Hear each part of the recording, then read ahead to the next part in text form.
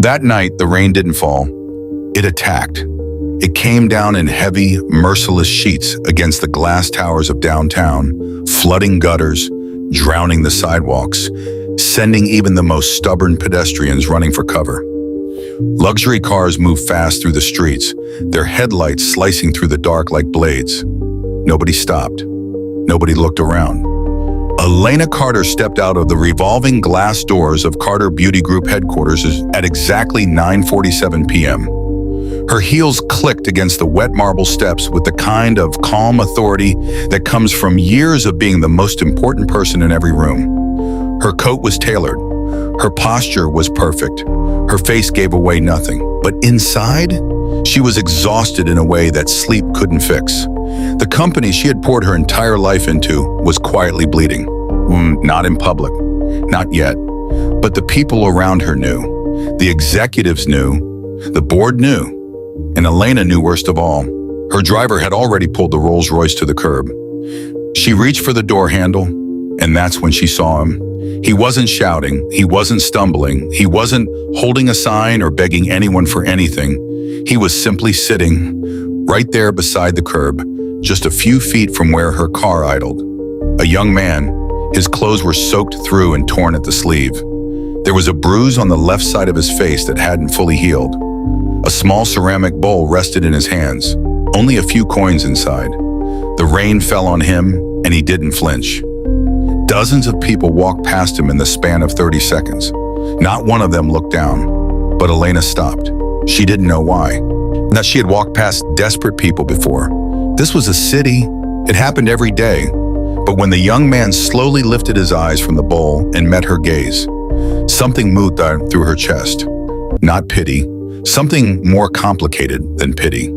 He looked at her the way someone looks at the world when they have already accepted that the world isn't going to look back. Quiet, clear-eyed, completely still. She had no idea that the next decision she was about to make would save her company and rearrange both of their lives in ways neither of them could have predicted. Before we continue, if you love powerful billionaire romance stories and real human moments that hit different, please make sure you subscribe right now and drop a like on this video. We post stories that stay with you. You don't want to miss what happens next. Well, now let's get back to Elena. The business world had a name for Elena Carter. They called her the Ice Queen. And she had earned it. At only 29 years old, she sat at the top of Carter Beauty Group, a luxury cosmetics empire her mother had started from a small studio apartment in a single lipstick formula. Her mother had built a dream. Elena had turned it into a machine. Under her leadership, the company expanded into 14 countries. Revenue crossed $400 million. Their flagship stores sat on the most expensive streets in Paris, Dubai, New York, and Tokyo. But Elena Carter didn't become the Ice Queen by being sentimental. She became it by making hard decisions quickly, trusting numbers over feelings, and never letting emotion interfere with strategy. She slept 4 hours a night. She hadn't taken a vacation in 3 years. She had ended a 6-year relationship because her boyfriend said she cared more about market share than about him. She didn't argue with him because he was right. But for the past 6 months, the machine was breaking down. The problem had a name: Radiant Glow Skin Serum. It should have been the company's crowning achievement. A revolutionary formula developed by a team of cosmetic scientists over 2 full years. Clinically tested, dermatologist reviewed, packaged in a sleek frosted glass bottle that looked like something from the future. Elena had personally approved a $48 million launch campaign. They hired the biggest beauty influencers in the world. They projected a 60-day sellout. They prepared a second production run before the first one even shipped. And then the product launched, and almost nothing happened. Sales trickled in, then slowed, then stopped. By week 6, the numbers were so bad that Elena had stopped looking at them more than once a day because looking twice made her feel sick. Worse than the silence in the market was the noise from the competition. Glow Lab, a rival beauty company founded just 3 years ago by a 26-year-old former nurse, had launched their own skin serum 1 month after Carter Beauty. Different formula, smaller budget, but within 30 days, Glow Lab's product had outsold Radiant Glow 6-1. Investors started calling. The board scheduled an emergency meeting.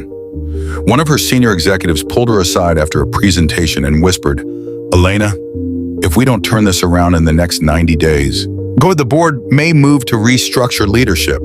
He meant her. He meant they would remove her. So that night, after that meeting, after hours of presentations and projections and pointed questions she didn't have clean answers to, Elena walked out of her office building into the pouring rain. And she saw Daniel. She walked toward him, slowly, not sure what she was doing. "Have you eaten today?" she asked. The man looked up. His eyes were dark brown, tired but focused. He thought for a moment before answering. "Not really." She opened her purse and pulled out several bills. She held them out. He looked at the money, then back at her, and then he said something she was not prepared for. "You don't need to do that." Not rudely, quietly, with a kind of dignity that made Elena blink. She kept her hand extended. "No, then why are you sitting here?" she asked.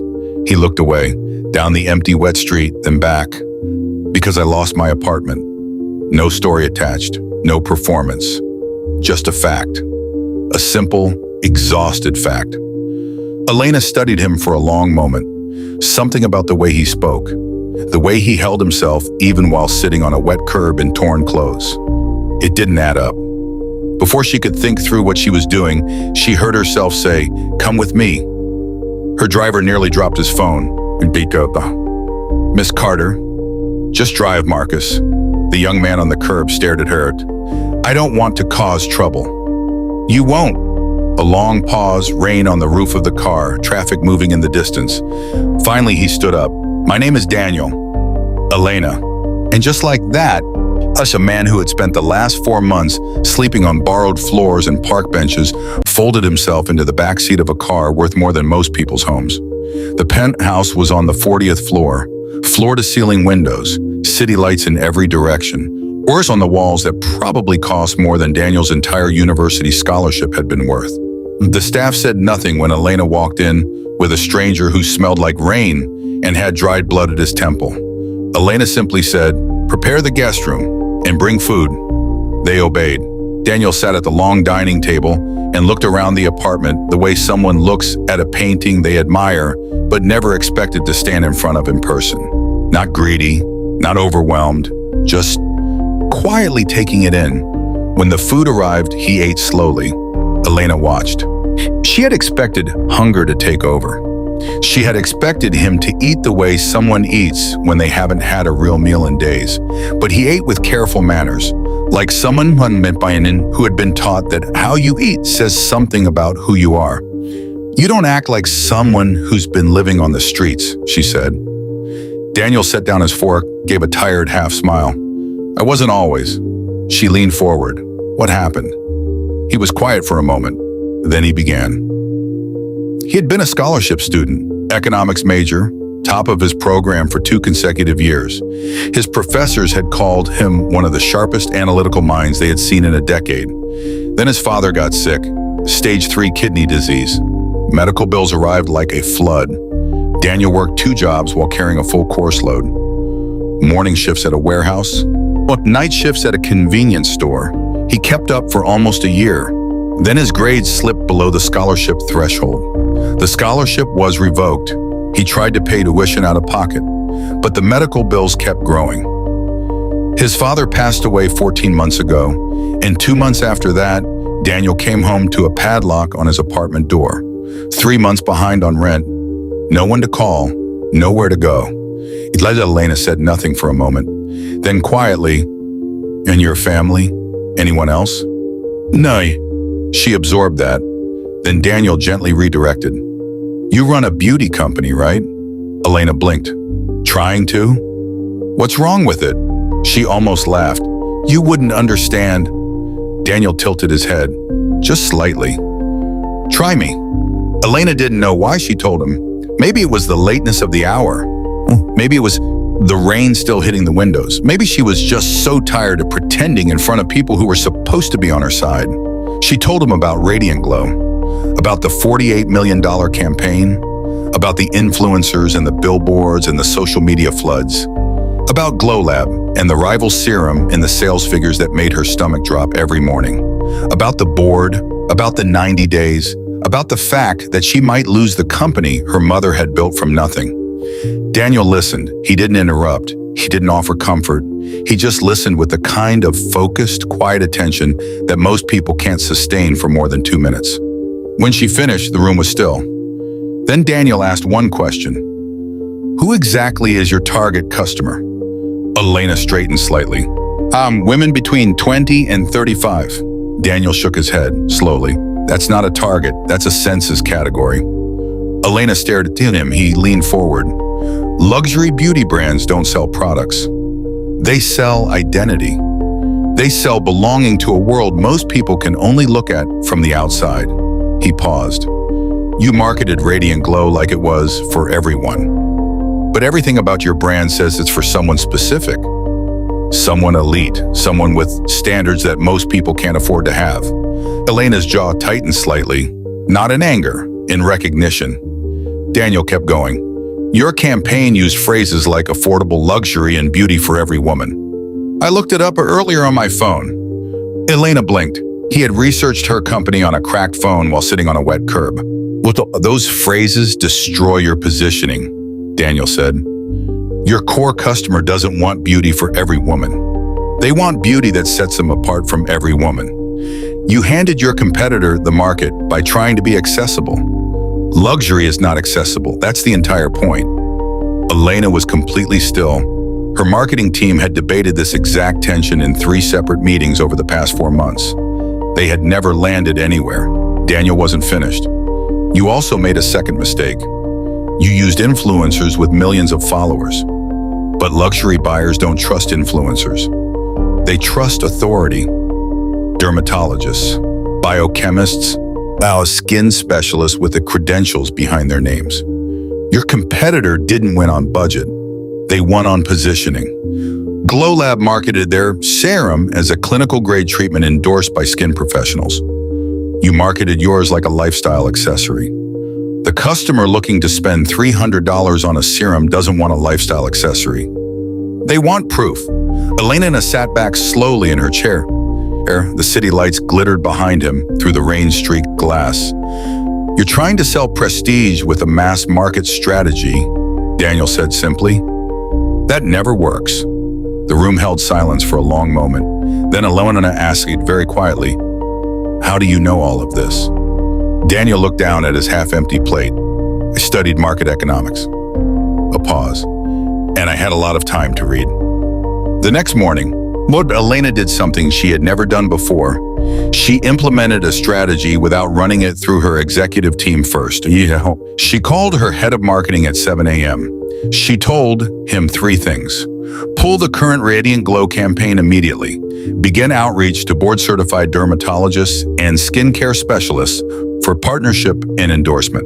Raise the retail price by $40 and cut the available inventory by 60%. Her marketing director nearly had a heart attack on the phone.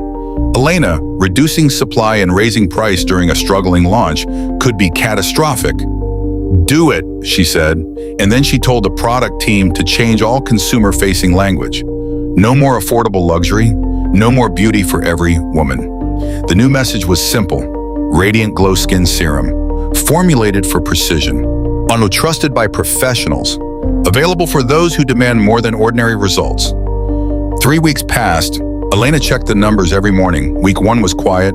Week 2 showed a small spike. Week 3, the numbers didn't creep upward, they jumped. The product that had flatlined for 6 months suddenly sold out in 4 days. Dermatologists were posting reviews without being paid. Women who could afford anything were posting unboxing videos and tagging their skincare specialists. The waiting list for the next batch grew to 11,000 people in 72 hours. Investors stopped calling to threaten. They called to congratulate. The board sent a memo. It included the phrase impressive strategic pivot. Elena read it twice. Then she went looking for Daniel. Daniel had been staying in the guest room. When Elena had told him he could stay until he figured out next steps, he had been quiet about it. Grateful, but not in the way that made her uncomfortable. He helped around the penthouse without being asked, made coffee in the mornings, left the common areas exactly as he found them. Didn't ask for anything. One evening, Elena sat across from him in the living room and placed a single printed sheet of paper on the coffee table between them. He looked at it, his old university transcript. She had contacted the registrar's office through a lawyer. The document showed 3 years of near-perfect grades, a dean's list notation in his first and second year, a letter from a professor recommending him for a graduate program in economic strategy, and then the final semester, where everything fell apart. "Why didn't you go back?" she asked. "Oh, after your father passed, why not try to return?" Daniel stared at the transcript. "I had nothing to go back with," he said. "No scholarship, no savings, no one to co-sign a student loan." He folded his hands. "I applied to 3 part-time programs in the months after. Got into 2 of them. But I couldn't afford a deposit, couldn't afford housing." He looked up at her. "People think homelessness is about bad choices. Sometimes it is. But sometimes," he paused, "sometimes you make every right choice and the math still doesn't work." Elena felt something tighten behind her sternum. She had spent her entire career surrounded by people who made bad choices and still had safety nets. And here was a man who had made every right choice and had no net at all. The next morning, Elena called Daniel into her home office. Oh, he sat across from her desk the way she imagined he had once sat across from university advisors. Back straight, hands quiet, eyes forward. She placed an envelope on the desk. "I have 2 offers." He looked at the envelope but didn't reach for it. "First offer," she said. "Open it." He picked it up carefully. Inside was a confirmation letter from his old university. Full tuition coverage, remaining semesters, housing stipend included. Paid for by Carter Beauty Group as a private academic sponsorship. Daniel stared at the letter. His hands went very still. "I can't accept this," he said. His voice was steady but thin at the edges. "You haven't heard the second offer yet," Elena said. She slid a second document across the desk. He read the title slowly. "Junior Market Strategy Analyst, Carter Beauty Group." 14 words that represented a salary, benefits, a title, and a future. "You would work with my marketing team 3 days a week," Elena said. "The other days you finish your degree. Flexible schedule, full pay." Daniel set both documents down on the desk very carefully, the way you set something down when you're afraid that if you grip it too tightly, it might disappear. "Why?" he asked. Elena looked at him. "Because you saved my company." She paused. "And because someone once took a chance on me when I had no logical reason to deserve it. And I have thought about that every single day since. We find habits." Daniel was quiet for a long moment. When he finally spoke, his voice was different, softer, like something had loosened in his chest. "That night, I almost didn't sit there," he said. "But I had found a covered doorway about 2 blocks away. Drier, less visible. I don't know why I chose that curb." Elena looked out the window at the city stretching endlessly in every direction. Millions of people, millions of lives intersecting and missing each other by inches every single day. "I almost didn't stop," she admitted. Daniel nodded slowly. "But you did." "But I did." She turned back to the documents on the desk. "So, do we have a deal?" Daniel looked at the university letter, then the job offer, then back at her. For the first time since she had met him, the exhaustion in his face lifted just enough to let something else through, something that looked like the beginning of belief. "We have a deal?" And that is where their story began, not where it ended. Daniel finished his degree 18 months later. He graduated with honors. His thesis on luxury brand repositioning in post-pandemic consumer markets was published in a trade journal and cited by 3 business schools. He joined Carter Beauty Group full-time as Director of Consumer Strategy. Radiant Glow Skin Serum became the company's best-selling product for 2 consecutive years. And Elena Carter, the Ice Queen, learned something she hadn't expected to learn from a man sitting in the rain with a few coins in a bowl. That the most valuable insight in the room rarely comes from the person with the biggest title. And that sometimes the decision that saves your company, your career, your direction is not the one you made in the boardroom. It's the one you made on a wet sidewalk at 9:47 p.m. when everyone else kept walking. If this story moved you, Hit like and subscribe right now. Bye. We post powerful billionaire romance and real human stories that stay with you long after the video ends. Turn on notifications so you never miss what comes next. And remember this, the smartest person in the room is sometimes the one the world forgot to look at.